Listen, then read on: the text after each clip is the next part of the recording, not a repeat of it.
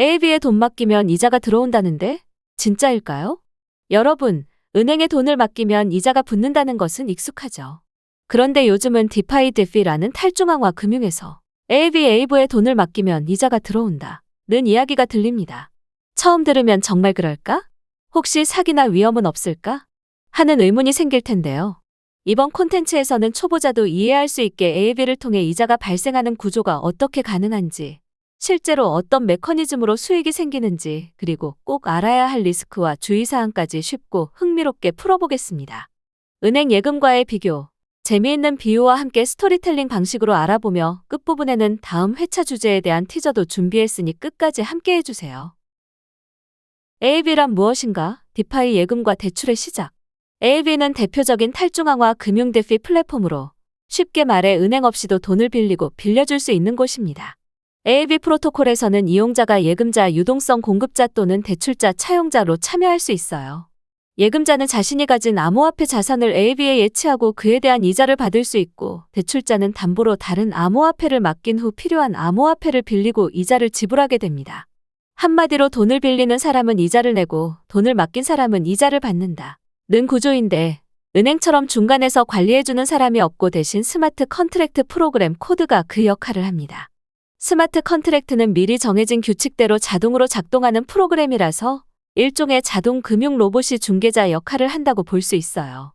예를 들어 은행에서는 대출 심사나 이자율 결정 등을 사람이 하지만 A비에서는 코드가 정한 조건에 따라 예치와 대출이 이루어집니다. 덕분에 누구나 은행 계좌나 신용 심사 없이도 암호화폐 지갑만 있으면 A비를 이용할 수 있습니다. 요약하면 A비=은 은행 없이 운영되는 은행 같은 시스템입니다. 탈중앙화된 네트워크 위에서 중개자 없이 사람들을 연결해주니 비용이 줄어들고, 이렇게 절약된 비용이 더 높은 이율로 이용자들에게 돌아갈 수 있는 것이죠. 디파이에서 이자가 생기는 구조. 이자는 어디서 나올까? 은행에 돈을 맡기면 은행이 그 돈을 다시 필요한 사람에게 대출해주고 이자를 받지요. A비도 비슷한 원리입니다. A비에 예치된 암호화폐들은 모두 유동성 플랫코레리 포이라는 큰 작은 풀에 모입니다. 이 풀은 여러 예금자들의 돈이 합쳐진 큰 저수지 같은 것인데, A비의 스마트 컨트랙트는 이 저수지에서 필요한 만큼을 꺼내 대출을 원하는 사람에게 빌려줍니다. 대출을 받은 사람은 일정 기간 후에 원금과 이자를 함께 풀에 상환하게 되고, 그렇게 풀에 들어온 이자가 예금자들에게 수익으로 돌아오는 구조예요. 조금 더 풀어서 설명해 볼게요. A비에서 여러분이 어떤 자산을 예치하면 그 대가로 토큰이라는 토큰을 받습니다. 예를 들어 USDC 스테이블 코인을 A비에 맡기면 어스카는 토큰을 받게 되는데요. 이 A 토큰은 여러분의 예치금을 나타내는 증표이자 이자가 실시간으로 적립되는 스마트한 예금 통장 같은 역할을 합니다. 시간이 지남에 따라 A 토큰의 가치가 점점 올라가는데, 이 상승분이 바로 이자로 발생한 수익입니다. 즉, A 토큰 한 개가 처음엔 예치한 1 USDC와 같았다가 시간이 흐르면 1 어스키=1.05 USDC처럼 가치가 늘어나 있는 시기죠. 연 5% 이자의 경우. 이렇게 함으로써 복리 효과로 이자가 자동 누적되는 편리함이 있습니다. 그런데 이 이자는 어디서 생길까요? 공짜로 생기는 돈은 아닐까요? 당연히 공짜는 아니고 대출자가 낸 이자에서 나옵니다. A비에서는 대출을 원하는 사람이 반드시 원하는 금액보다 더 큰 가치의 담보를 먼저 맡겨야만 돈을 빌릴 수 있습니다. 그래서 만약 제가 100만 원 상당의 암호화폐를 빌리고 싶다면 150만 원 어치의 다른 암호화폐를 담보로 예치해야 하는 식입니다. 이렇게 담보를 충분히 잡아두면 대출자가 갚지 못할 경우를 대비할 수 있어 예금자의 돈을 보호하게 됩니다. 대출자가 돈을 빌려가면 정해진 이자율에 따라 시간이 지날수록 상환해야 할 금액이 늘어나는데, 그 늘어난 부분이 바로 예금자들의 이익이 됩니다. 쉽게 말해 남이 낸 이자가 내 수익이 되는 구조인 거죠. A비의 이자율은 고정되어 있지 않고 시장의 수요와 공급에 따라 실시간으로 변동합니다. 은행도 경제 상황에 따라 예금 대출 금리가 변하듯 A비도 어떤 자산을 많이 사람들이 빌리려고 하면 이자율이 올라가고 반대로 수요가 적으면 내려갑니다. 이는 A비 프로토콜의 스마트 컨트랙트가 알고리즘을 통해 자동 조절하는데, 예금이 많고 대출 수요가 적으면 이자율을 낮춰서 대출을 장려하고, 대출 수요가 많아 풀의 유동성이 부족해지면 이자율을 높여서 예금을 유도하는 식입니다. 그래서 시시각각 변하는 금리를 볼 수 있고, 예금자는 그때그때 변동 이자를 받게 됩니다. 참고로 대출자는 변동금리와 안정금리 중 선택할 수도 있는데, 초보자에게는 너무 깊은 내용이니 여기서는 넘어갈게요. 정리하면 AB에 돈을 맡겨서 이자를 받는 것은 실제로 가능한 일입니다. 이미 2024년 말 기준으로 AB에 예치된 암호화폐만 334억 달러 약 수십조 원에 달할 정도로 많은 사람이 이 시스템을 이용하고 있어요. 이 거대한 풀에서 암호화폐들이 굴러가고 있고 여러분도 그 풀의 일부에 참여하면 은행 이자보다 높은 수익을 얻을 기회를 가질 수 있는 것이죠. 실제로 디파이 대출 플랫폼들의 이자율은 전통적인 은행 예금 이자보다 몇 배 이상인 경우가 많습니다. 한 예로 일반 은행이 연 1% 미만의 금리를 줄 때 스테이블 코인 달러 가치와 연동된 코인을 AB에 예치하면 연 3에서 8% 정도의 이자를 받을 수 있었던 시기도 있었습니다. 물론 시장 상황에 따라 변하긴 하지만요. 즉, AB에 맡기면 이자가 들어온다는 말은 사실이고 그 원리는 대출자가 낸 이자를 예금자가 나눠 갖는 구조 덕분입니다. 반드시 알아야 할 리스크 높은 이자에 따른 그림자. 이쯤 들으면 와, 은행보다 이자도 높고 좋네. 당장 해야지 라고 생각할 수 있지만 디파이에는 주의해야 할 리스크도 분명히 존재합니다. 높은 이자는 그만큼 높은 위험의 대가일 때가 많습니다. AB를 비롯한 디파이 예치에 앞서 반드시 알아야 할 위험 요소들을 정리해 보겠습니다. 스마트 컨트랙트 해킹 위험. AB는 코드로 운영되기 때문에 코드의 버그나 취약점이 없도록 철저히 감사 어랩받고 검증되어 왔습니다. 하지만 100% 안전한 코드는 없다는 말이 있듯이 만에 하나 해커가 취약점을 찾아내면 자금이 탈취당할 위험이 있습니다. 실제로 2022년 한 해에만 약 38억 달러 상당의 암호화폐가 해킹으로 도난당했고 그중 80% 이상이 디파이 프로토콜에서 발생했습니다. 다행히 AB에서는 지금까지 큰 해킹 사고가 없었지만 2024년 8월에 작은 스마트 컨트랙트 익스플로잇 사례로 약 5만 달러 상당이 유실된 적도 있었어요. 이처럼 디파이 프로토콜 전체로 보면 해킹 사고가 꽤 빈번하고 한번 문제가 생기면 개인이 대응하기 어렵다는 것을 명심해야 합니다. 탈중앙화로 인한 책임 부재. 은행에 돈을 맡기면 예금자 보호 제도 예를 들어 한국의 예금자 보호법에 따른 예금보험공사 보호가 있어서 은행이 망해도 일정 한도까지 돈을 돌려받을 수 있습니다. 하지만 ALB 같은 디파이에서는 그런 중앙화된 보험이나 정부의 보호망이 없습니다. ALB를 운영하는 회사나 기관이 따로 있는 게 아니기 때문에 만약 문제가 생겨도 정부가 대신 물어준다거나 하는 장치가 없는 것이죠. 예금 보험이 없다는 점은 가장 큰 차이인데요. 실제로 CFI 중앙화 금융대출 업체들이 파산하면서 이용자들이 돈을 돌려받지 못한 사례 셀시어스, 블록피 등의 사건가 있었고 디파이도 예외는 아닙니다. 한번 디파이에 넣은 돈은 전적으로 자신의 책임이라고 할 수 있습니다. 정부 공인 라이선스가 있든 없든 결과적으로 문제가 생기면 사용자 피해를 보상받기 어렵다는 현실을 기억하세요. 시장 변동성과 담보 청산 위험. ALB에서 대출은 과잉담보를 기반으로 이루어지지만 만약 시장이 급변해 담보로 맡긴 자산의 가치가 폭락하면 어떻게 될까요? 이 경우 ALB의 스마트 컨트랙트는 즉각 담보를 청산 레코데이션 하여 빌려준 돈을 회수하려고 합니다. 대부분 이렇게 자동 청산함으로써 예금자의 자산을 지키지만 극단적인 폭락 상황에서는 담보를 팔아도 부족한 부채 밭가 남을 가능성도 있습니다. 그러면 그 부족분은 프로토콜 전체에 손실을 끼칠 수 있고 최악의 경우 예금자들이 일부 손실을 볼 위험도 존재합니다. ALB는 이런 상황에 대비해 세이프티 모듈이라는 안전장치로 자체 토큰을 스테이킹해서 충당하는 시스템도 운영하지만 완벽한 보장은 아닙니다.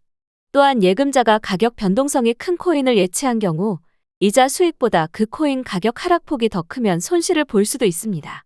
예를 들어 1 ETH를 예치하고 1년간 5%의 이자를 받았는데 하필 그 사이 ETH 가격이 50% 떨어지면 이자 받았어도 원금 가치가 크게 줄어드는 셈입니다. 스테이블 코인을 예치하면 이런 변동성 위험은 줄지만 스테이블 코인 자체의 팩 실패나 발행사 리스크에 2022년 테러 UST 사태 등 도 고려해야 합니다. 사용자 과실 및 기타 위험. 디파이를 이용하려면 스스로 지갑을 관리하고 거래를 해야 하기 때문에 프라이빗 키 관리나 피싱 위험 등도 존재합니다. 중앙화 거래소나 은행처럼 잘못 송금했을 때 되돌려주는 고객센터도 없고 비밀번호를 잊어버리면 찾을 방법도 없습니다. 이처럼 탈중앙화의 자유를 누리는 대신 책임도 온전히 개인에게 있다는 점을 꼭 유념해야 합니다. 또한 국가별로 규제 환경이 바뀌면 서비스 이용에 제약이 생길 수 있고 세금 문제도 발생할 수 있습니다. 예치 이자로 얻은 수익도 과세 대상이 될 수 있으니 사전에 알아두어야겠죠. 요약하면 ALB에 예치해서 이자를 얻는 것은 전통 금융보다 위험이 높습니다.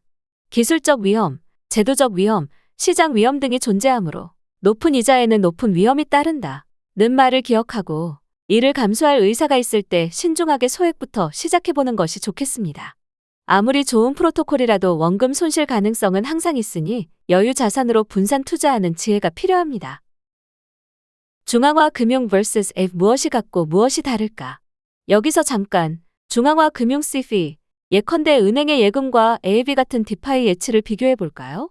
둘 다 이자를 준다는 공통점이 있지만 여러 면에서 다릅니다. 이자 발생 원천, 은행은 예금된 돈을 기업이나 개인에게 대출하고 이자를 받아 일부를 예금자에게 줍니다. AAB도 대출자가 내는 이자가 예금 수익이 된다는 점에서 원리는 비슷합니다. 큰 차이는 은행에서는 은행이 중개하지만 AAB에서는 스마트 컨트랙트가 자동 중개한다는 것이죠. 그래서 은행에서는 은행의 신용과 규제가 안전망이 되지만 AAB에서는 코드의 안정성이 곧 안전망입니다. 이자율 수준, 일반적으로 AAB의 이자율이 은행보다 높게 형성되는 경우가 많습니다. 이는 앞서 말한 대로 중개인 은행이 없어서 비용이 적게 들고 경쟁에 따라 더 높은 이율로 예금자를 유인하기 때문입니다. 예를 들어 은행 예금 금리가 연 1%일 때 AAB의 스테이블 코인 예치 이자가 연 5%라면 이론상 같은 100만 원 예치 시 은행은 연 1만 원, AAB는 연 5만 원의 이자를 줍니다. 수익 면에서는 AAB가 매력적이죠. 안전성, 은행 예금은 안전성 측면에서 우위에 있습니다.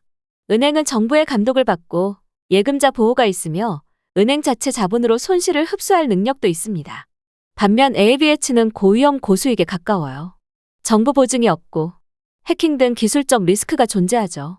어느 쪽이 더 낫다고 단정짓기보다는 낮은 이율이라도 안정을 택할지 높은 이율이지만 스스로 위험 관리를 할지를 고려해야 합니다. 이용 편의 및 조건. 은행을 이용하려면 신분증 제출, 계좌 개설 등 KYC 본인 인증 절차가 필요하고 경우에 따라 대출 시 신용도 확인 등이 이루어집니다. AAB는 지갑만 있으면 누구나 전 세계 어디서든 참여할 수 있고 완전 익명성도 가능합니다. 이는 이용 편의성 면에서 혁신이지만 역설적으로 보안 문제 발생 시 도움을 줄 기관이 없다는 뜻이기도 합니다. 또한 은행 예금은 원금이 거의 변동 없지만 AAB에 예치한 자산은 암호화폐 자체의 가치 변동 영향을 받는 점도 차이입니다.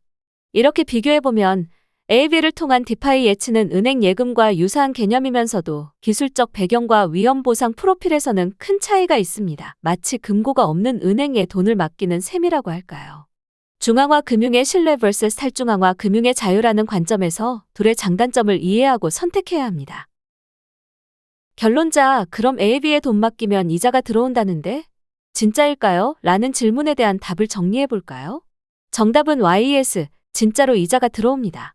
AAB와 같은 디파이 플랫폼을 이용하면 암호화폐를 예치하고 이자를 얻는 것이 가능하며 그 이자는 대출자가 지불하는 금액에서 나오기 때문에 나름 합리적인 금융 메커니즘에 기반하고 있습니다.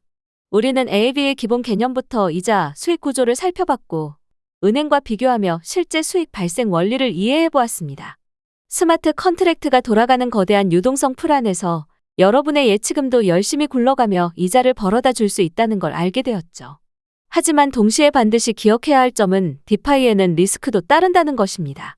높은 이율의 유혹 뒤에는 은행에서는 느낄 수 없던 기술적 탈중앙화된 위험들이 도사리고 있었습니다. 오늘 이야기한 스마트 컨트랙트 해킹 위험, 책임 소재 부재, 시장 변동성, 사용자 실수 위험 등을 염두에 두고 신중하게 접근하는 것이 중요합니다. 디파이는 미래 금융의 혁신으로 주목받고 있지만 아직은 개인이 공부하고 조심하며 다뤄야 하는 개척지와 같습니다.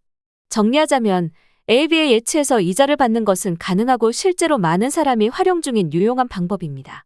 은행 금리에 실망한 분들에게는 새로운 대안이 될 수 있지만 은행과 다르게 보호막이 없고 위험을 스스로 감수해야 한다는 점을 항상 기억하세요. 공짜 점심은 없다는 말처럼 디파이의 이자 수익도 그에 상응하는 리스크 관리 노력이 필요합니다. 충분히 배우고 작은 금액부터 체험해보면서 여러분만의 판단 기준을 세워보면 좋겠습니다.